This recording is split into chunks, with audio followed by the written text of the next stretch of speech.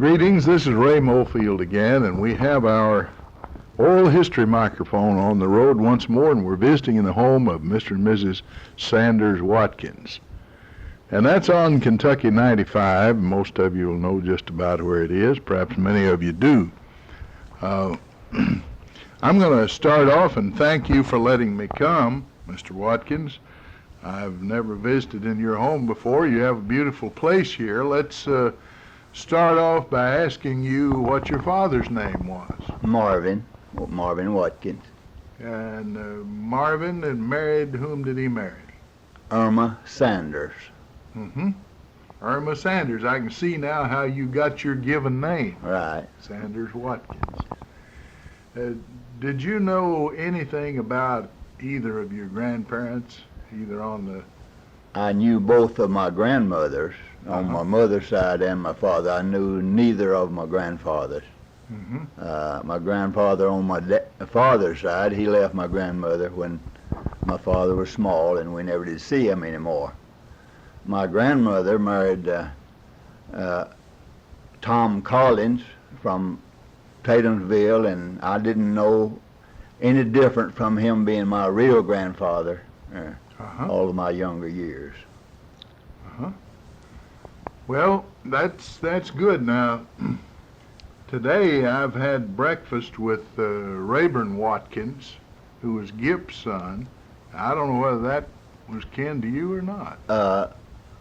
Several cousins down. Right. Anyway, we had Founders Day at Murray State and enjoyed his company. He and I were debate partners together at Murray and worked on the newspaper together and did a little bit of everything together. Of course, when we were in high school, I was at Hardin and he was at Benton, and we were supposed enemies, though we never were, really. We were always good friends. Were there any brothers and sisters? Did you? Yes, I had two brothers, one sister. Billy Watkins. Who was sheriff? Who was sheriff. Yeah, I know him. Daniel Watkins. You probably never knew him. And then Clara Phillips, who lived at Benton for many years. So you had a good-sized family, and did you live in the, or were you born in the Birmingham area? I was born in Birmingham. Well, that's, now, you know, Mark Clayton tells me that's the most famous place in the world. That's a garden spot of the world right there. Oh, people who were there really loved it, evidently. Yeah. And it was a fine cultural part of the county. I've interviewed some people from Benton who told me that back in the very early days, they would drive over to Birmingham when the showboat came in. Right. And they'd get,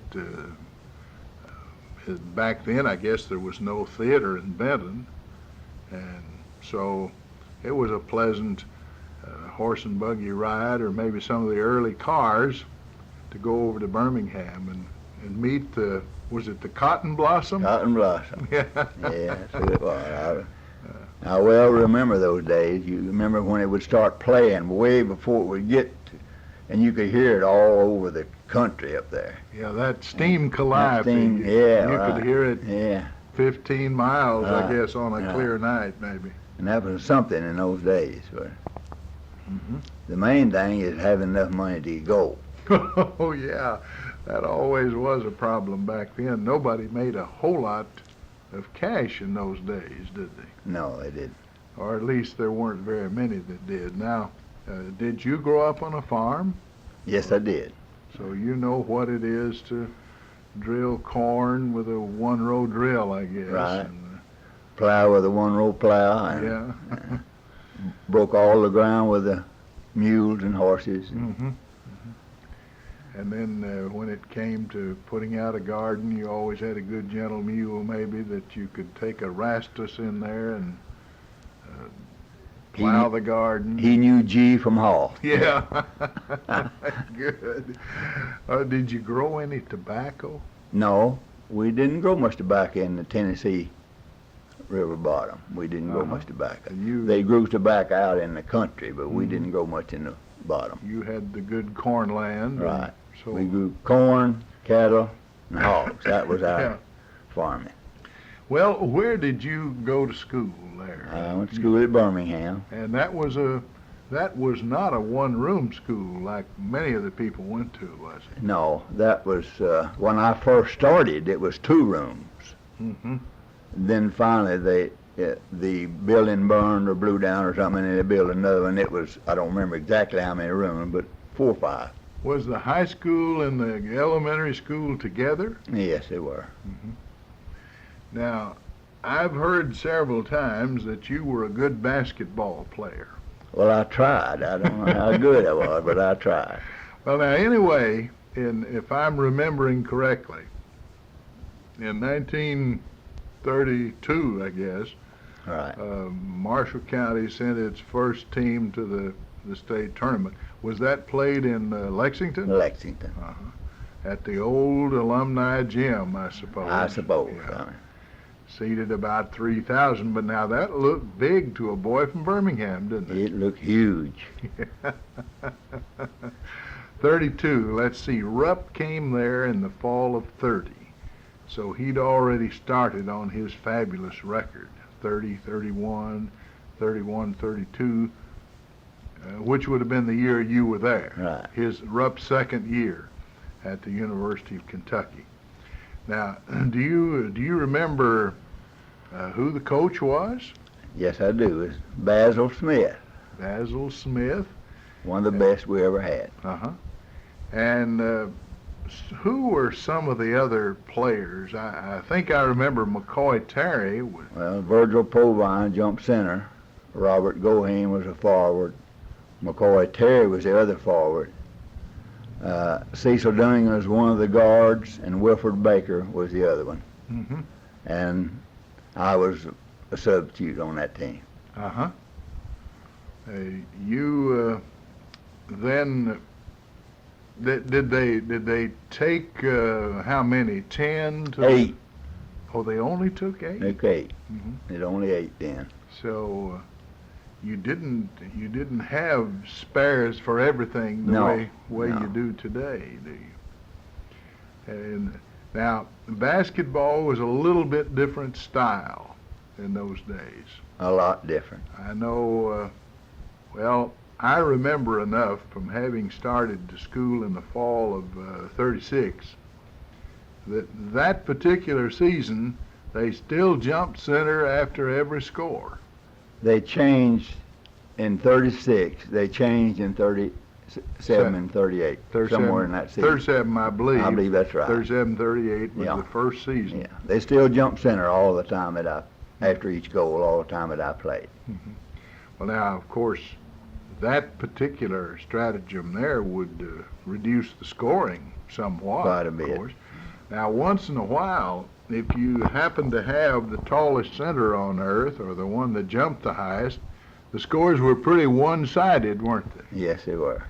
Yeah. I've noticed, although I see in the record books a number of scores that are like,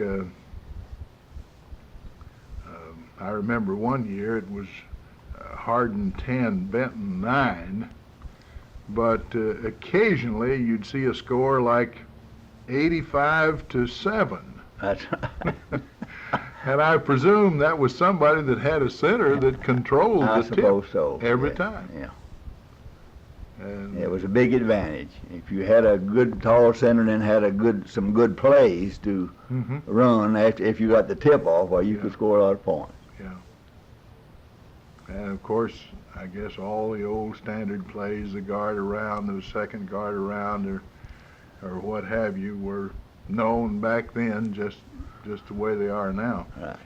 Now, you went to the tournament that year, and I believe that was the first time Marshall County School had been.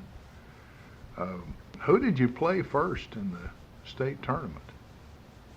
Do you happen to remember that offhand? I really don't. We played male second, but I don't remember who we played first.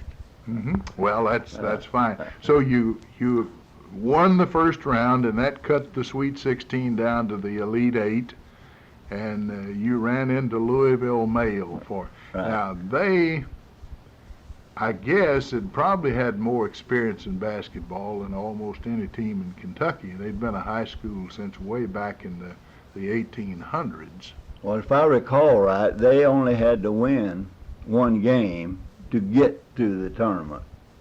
In that time, we had 8 teams in Marshall County, 8 schools, and we had to win a county tournament.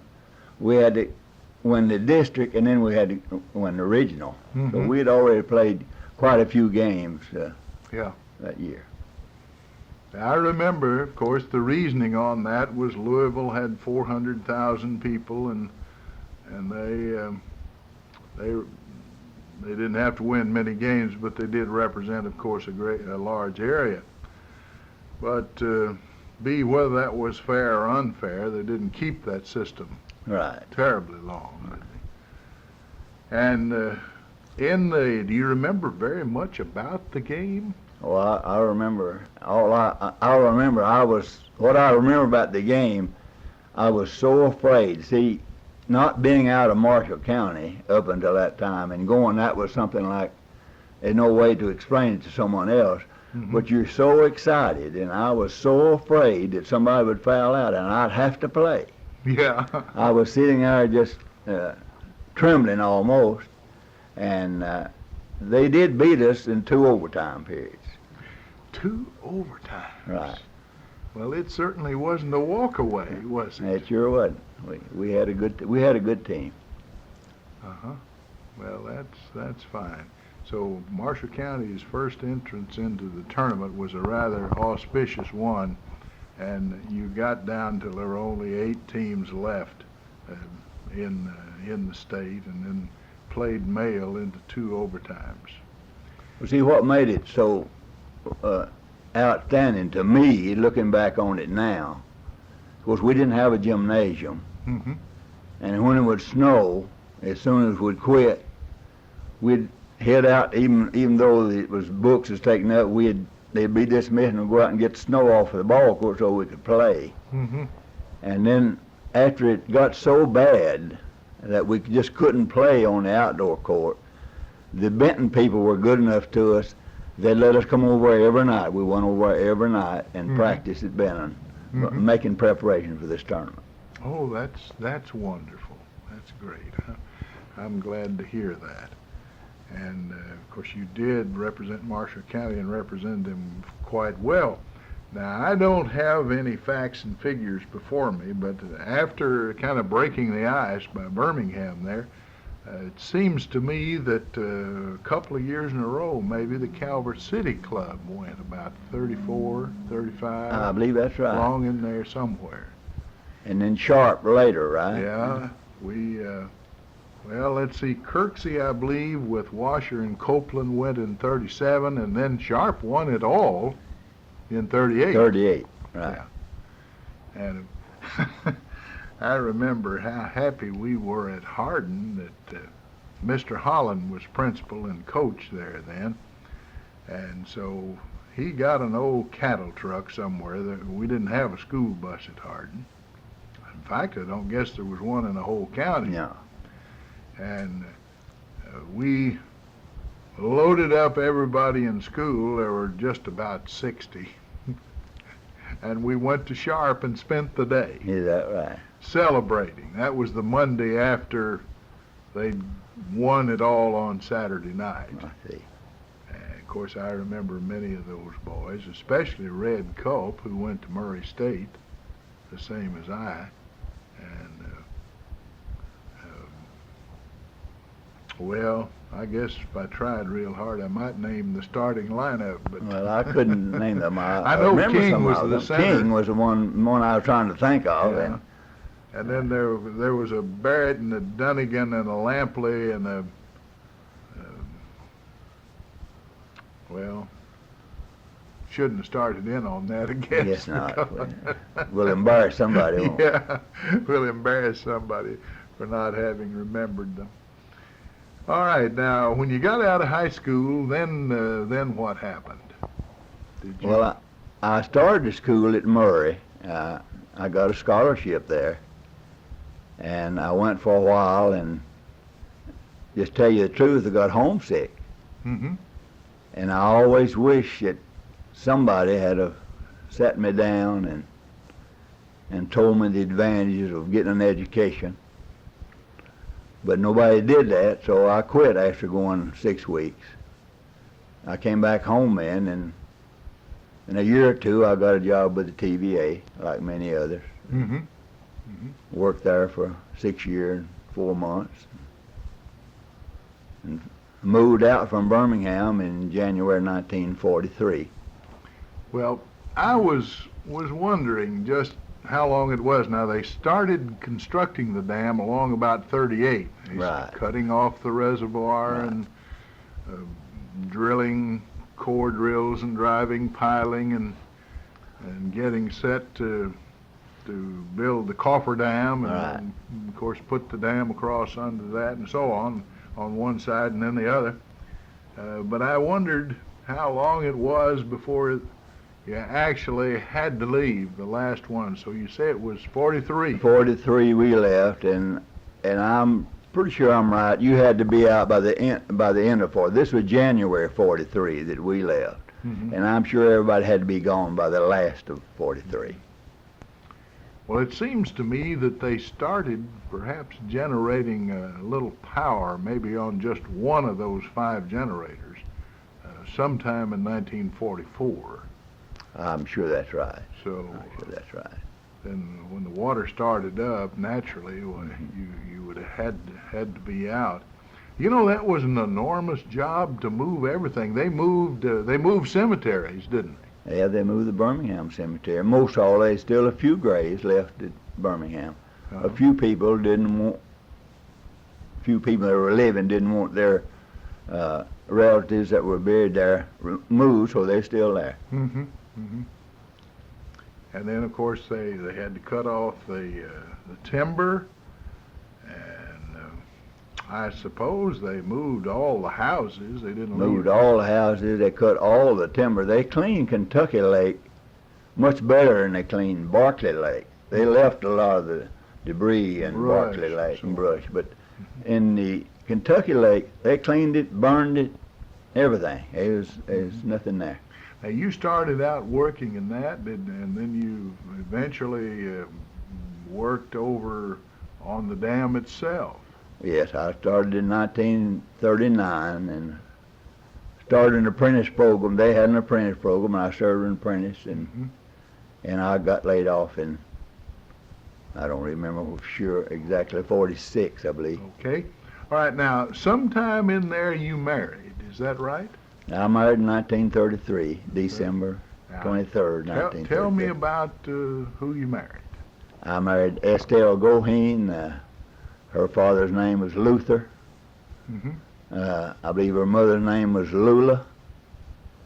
And we married in, as I say, in December the 23rd, 1933. Luther Goheen. Now, was there a Luther Goheen? Might have been a different person, but I believe he taught agriculture. That was a different Luther. Uh-huh. That was Bill Goheen's son. That Luther was Bill Goheen's son. I remember he married a woman by the name of Zytel, Right. and I think they That both taught at Lone Oak when I first met them. That was Lester. Oh, Lester. Lester married Lester. Zytel. Excuse me. And they both. Yeah. I was mistaken. When you said Luther, I was thinking of Lester. Luther married Inez Cornwell from Calvert City. Well, now, they might have had a son named Lucian Cornwell that I went to college at Murray with. Lucian was Inez's brother. Uh-huh. Well, now, I remember him, and did he marry a Goheen? He married Catherine Goheen, my wife's sister. Well, all right, you just ken all the way around. That's right. Good. Whatever happened to them? They're in Pana, Illinois. Uh-huh. Both Catherine and Lucian. They're both in Pana. Well, I remember them She still teaches. very well, Yeah. and he's retired. Yeah, he's retired. Uh-huh. Well, good. She was a beautiful girl. I remember that. And we had some very happy times together when starting, at least I started in the fall of 40. I don't know when they started. It's hard to remember just your classmates exactly, or at least it is for me. All right, did you have any children? Yes, we have 3 children. We have Sandra Joe Pitt, lives at Big Bear Camp, and we have Mitchell Watkins. He's in Beaumont, Texas. Mm-hmm. And we have Donna Greenfield that lives on the Moore Camp Road. Yeah. Well, now, Rayburn Watkins, as you said, perhaps was not very much kin to you, but he used to tell me that Sanders Watkins was a great basketball player. Well, as I say, I did enjoy it. I did play hard. I tried. Yeah. Do you have any grandchildren? Oh, yes, we have 8 grandchildren now. Are any of them near enough that you get to see them Oh, pretty yeah. often? We have some that lives here close, and we have 2 great-grandchildren that Yeah. lives close now. Oh, that's fine. We enjoy them very much. That's fine. Right now, you got the dam built, and that part of your employment was over. What did you do after that? Well, I practiced iron worker is what I served my apprenticeship to do, and I iron worked for a good while, and then Now that you have to climb up on high things there, don't you? Didn't that scare you? oh yeah, I have worked as high as 440 feet. I have put 40 feet on the WKYB radio tower, and it was still in operation, and And you had to worry about RF burns. you had to worry about, you couldn't hardly get up there the method we had, because it would burn you so that Mm-hmm. one man tried to jump out of the seat. Mm-hmm. But anyway, that was the hardest job that I've ever tried to do, because our planes was flying lower than you were working, and the tower vibrated all the time like that, and that's the way your bed would go at night, and that was one of the hardest jobs I ever did. Well, to me, I'm such a coward when it comes to heights. I guess there are people that are not that afraid. They couldn't be as afraid as I am and still do a job like that. You have to be a certain breed of individual to. You have to have pretty good nerve and then a lot of practice. Mm-hmm. You can't start and go real high at first. You go reasonably high and then a little higher, and then. I remember I was working as assistant manager for Pierce Lackey at WPAD Paducah. We had a 417-foot tower, and a boy came back from the service by the name of Joe Brandt. So Joe Brandt said to me one day, he said, what do you have to pay to get that light replaced up there? I said, well, right now we've got a contract with a fellow over at Brookport, and if he puts in the top bulb, it's $25. If he puts in the bulb 2/3 of the way up, it's $15, and the lower one, 1/3 up, is $10. Well, he said, that looks like mighty easy money to me. Why can't I do that? Well, I was afraid to turn him loose. I didn't know what kind of liability insurance we had, so I called Mr. Lackey and asked him what he thought about it. Oh, he said, let him go if he wants to. So, this experienced tower man, when he'd come over there, he'd climb rather slowly and deliberately, and he'd go right on up, though, and take him terribly long. But Joe was not in as good a condition as he thought he was, number one. Number two, he started climbing like he was fighting rattlesnakes, and he's just going to get up there in about 15 seconds. Well, it was the bottom light that was out. So he got up there and put the bulb in. But then, as he told me later, and I think I experienced in the Statue of Liberty one time, it's harder coming down than it is going up. His legs just gave way on him, and he couldn't come down, and I had to call the fire department and rescue him. Is that right? Yeah. Well, of course, when you working 400 feet high, you can't possibly climb that high and then doing the work. You know, you had to ride to the top in a boatman chair. Yeah. You had to have a winch truck sitting out here with a line that would go all the way to the top, and then come back over and hook onto a little boatman chair, and then you sat in that, and that carried you all the way to the top. You couldn't possibly climb 400 feet and then do any work, even if you were in good shape. Yeah, you'd be tired, Right. but then you just couldn't do it. All right, now, you worked at that then for most of your career, but Well- I understand you've been working some even after your retirement. Now, where are you doing that? Well, I worked as an iron worker until 1946. Then I started working with the GAF Corporation in Calvert City, and I worked there for 26 years. I retired there in 1981, in 1st of October. And as you say, I've been retired now 5 years, right away. But I still work with GAF when they need me, which is quite often. Yeah. What do they make there? They make so many chemicals that it wouldn't be no way for me to name them, but Yeah, butyrolactone, just they do produce. formaldehyde, range just of- number of things they produce. I guess 60 or 70 different. Now, actually, chemical. aren't they a worldwide concern with maybe headquarters in Germany? Their headquarters were in Germany. So they were a German plant. They were owned by Germany when I started working for them. Mm-hmm. The United States took that plant during World War II. Yeah. And then, but later, after I'd been working for them for, I don't know, 5 or 6 years, they paid the German people for it, and it's been under the Mm-hmm. stockholders here for many years. You've had a wonderful career there, and you've enjoyed it. Tell us about the very beginnings down there. Anything that you might remember about it that would be interesting for. Well, of course, it would be hard for some people to realize it. When we first started, everybody then was most everybody was looking for a permanent job, you know, something that they could do permanent.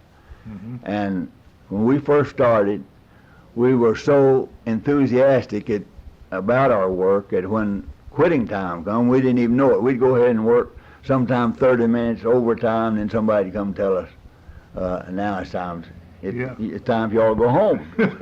Well, that didn't last long. After we wore the new off, well, then we started quitting at quitting time, but it was, Mm-hmm. we really did that in the beginning.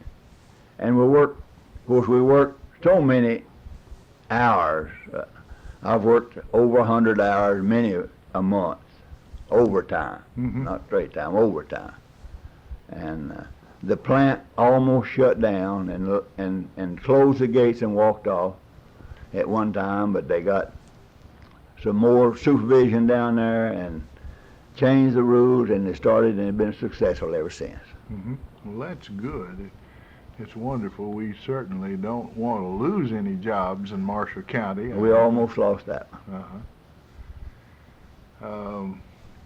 I know, of course, I'm teaching at Murray, and it was a rather sad day when Tappan moved out and 1,000 jobs went down the drain. It was a different Callaway County there for Yeah, I'm sure it several was. years with all of those jobs that they'd become accustomed to with the Tappan Company. Of course, they've now come back, and part of it's being used for making Kroger puddings or something or other, and the other for Briggs and Stratton engine. I see. And so I'm certainly glad that didn't happen here in. Yeah, we all are. What are your particular hobbies? Are you a fisherman? No, I'm a quail hunter. Quail hunter. Right. Great. Yeah, my friend and I, Cecil Dunnigan, we have walked over all of this county and all of Livingston County many of a time. Yeah. Well, we only have about a couple of minutes more, and I wonder if you remember any funny stories or anything that you can tell on yourself or your grandchildren or maybe McCoy Terry or whatever. I'll think of a bunch of them after we close this, but right now it doesn't nothing come to me. Normally I always have a big tale to tell, but I can't think of any now. You know, I can remember McCoy Terry. Of course, when I first knew him, he coached at Brewers, and I had the pleasure of broadcasting the state tournaments in which they played, not only the 47 one where they lost in the finals to Maysville, but then the next year they won, Yeah. of course, and I believe the last team that ever was undefeated. McCoy Terry was, he's a credit to Marshall County. He was a colorful fellow. Yes, wasn't he was. He's. I know he'd get down to the players and they'd huddle right on the floor, and he'd chew his necktie. Right. You know, he knew how to get a crowd. Everybody has to do something, and that was his thing, chewing Yeah. his tie.